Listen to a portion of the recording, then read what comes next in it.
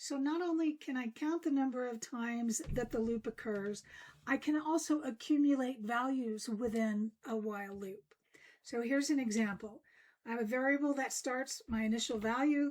This time I'm going to create some kind of an accumulator that has an initial value. I'll have my while loop with a condition. I'm going to update the accumulator inside of the while loop. And then, of course, I'm going to, as always, change my condition. So here's an example of the accumulator. I have my count variable, and I'm going to call my accumulator total. And so every time through the while loop, I'm going to increment my total by 2. So the first time through the loop, the total is 0. I'm going to add to it, and it becomes 2. The next time, I'm going to add another 2. And ultimately, by the time I've completed it 5 times, my total will be 10. Here's another example. My count variable is going to start at 0. My accumulator is going to start at 45.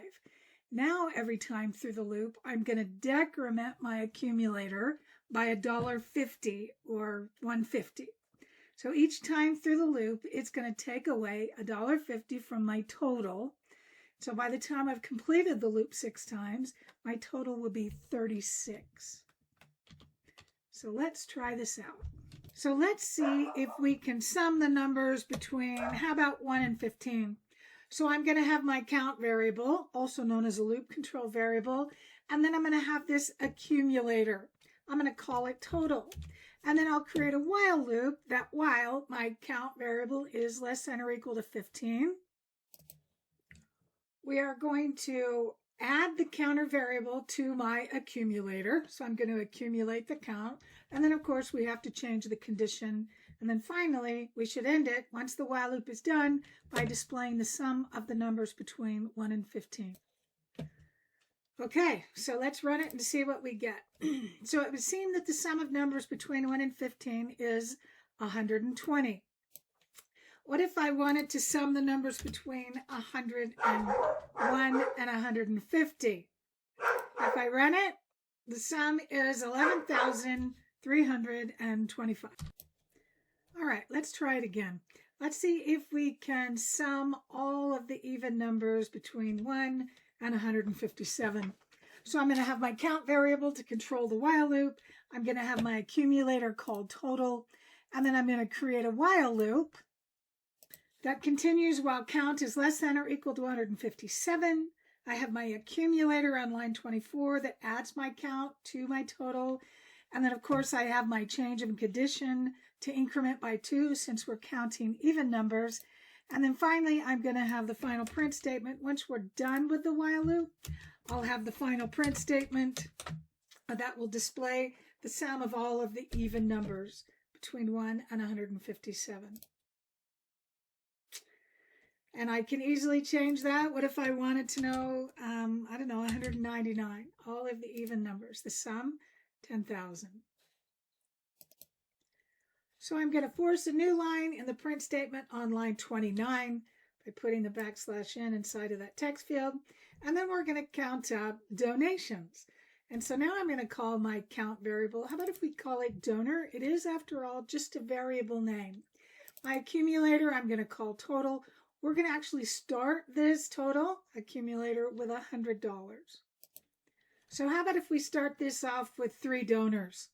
So we're going to begin at 1. As long as the donors is less than 3, I'm going to prompt for a donation amount. And then I'm going to accumulate that donation amount into my accumulator called total. And then, of course, we have to change the condition. And then finally, we need to print the total donations. So once I've added the print statement, I'm going to run it, and I'm going to see if there are 3 donors. And the first, we're going to start with 100. The first one is 25. The second one will be 30, and the last one will be 30. Can I add? The 30 plus 30 is 60, plus the 25 is 85, plus 100. This should give me $185. So if I run it again, I'll do a $100 donation, a $50 donation, and a 50. So the 2 50s is 100, plus the first one is 100, plus we started with 100. That should be $300. One thing that I will add, that total donation should be a dollar amount. So the formatting the string works really well because then I'm able to put that $ right up next to the total. But the problem is that my total only has 1 decimal place and it's supposed to be money. And I'm pretty sure that money generally has 2 decimal places. So one of the things that I can do, because I'm formatting the string, is inside of those curly braces, I could put a full colon, follow that by a .2 because I want 2 decimal places, and follow that by an F because total is a floating point. It's a floating point because when I brought it in, I cast it to a floating point. So now if I run it and I put in some donation amounts,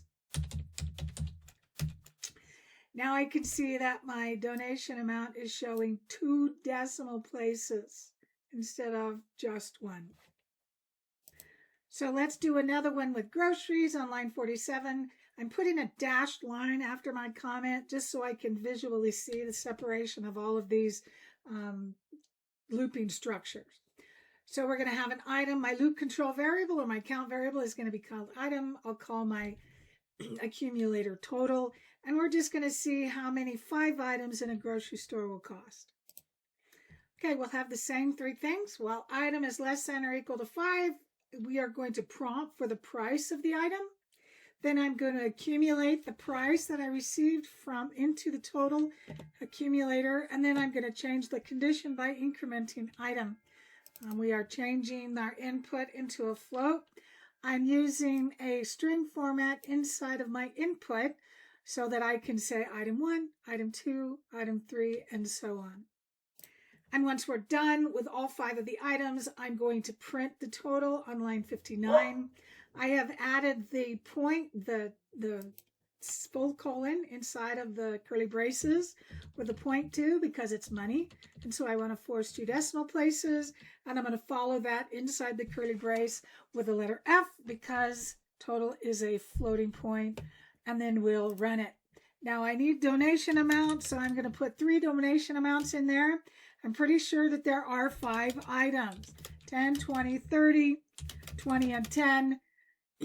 I should know that's $90. I should have counted that as I was typing them in.